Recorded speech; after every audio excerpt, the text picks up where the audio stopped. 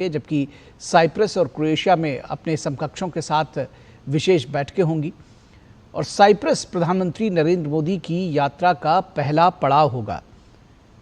तो पहले चरण में साइप्रस पहुंचेंगे प्रधानमंत्री, कनाडा में G7 शिखर सम्मेलन में हिस्सा लेंगे और इसके बाद क्रोएशिया भी जाएंगे प्रधानमंत्री नरेंद्र मोदी। तो बेहद महत्वपूर्ण ये यात्रा है जिसके लिए रवाना हुए हैं।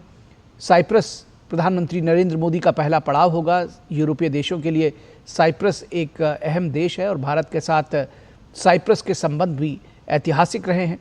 राजनयिक संबंध भी बेहद मजबूत रहे हैं साइप्रस के साथ, जहां दौरे का पहला पड़ाव प्रधानमंत्री के लिए।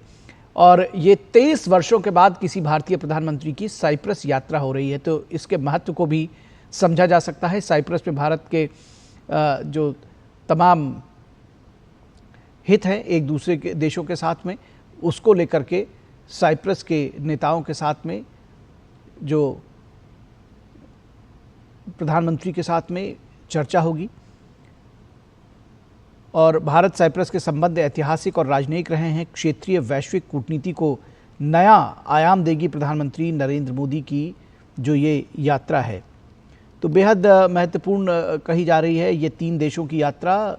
साइप्रस पहला पड़ाव है।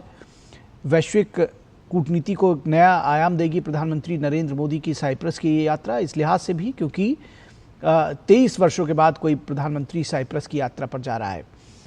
तो पीएम वहां के राष्ट्रपति निकोस क्रिस्टोडोलाइड्स के साथ द्विपक्षीय वार्ता करेंगे, व्यापारिक नेताओं को संबोधित भी करेंगे और उसके बाद सोमवार को प्रधानमंत्री साइप्रस से कनाडा के लिए रवाना होंगे, कनाडा जाएंगे और वहां पर G7 शिखर सम्मेलन का आयोजन किया जा रहा है और उसमें प्रधानमंत्री हिस्सा लेंगे। पीएम की इस सम्मेलन में ये लगातार 6ठी भागीदारी होगी। पीएम G7 देशों सहित आमंत्रित देशों के नेताओं और वैश्विक संगठनों के शीर्ष अधिकारियों के साथ विभिन्न मुद्दों पर चर्चा करेंगे। तो जो तमाम इंटरनेशनल ऑर्गेनाइजेशंस हैं उनके प्रमुख भी इस G7 शिखर सम्मेलन में मौजूद होंगे, जिनके साथ प्रधानमंत्री नरेंद्र मोदी की 1-to-1 डायलॉग्स होंगे, द्विपक्षीय वार्ताएं होंगी।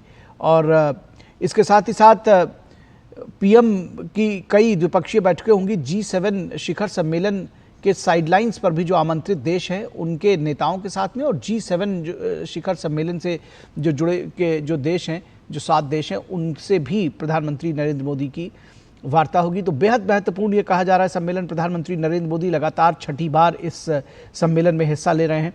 और यात्रा के तीसरे चरण में प्रधानमंत्री 18 जून को क्रोएशिया गणराज्य पहुंचेंगे।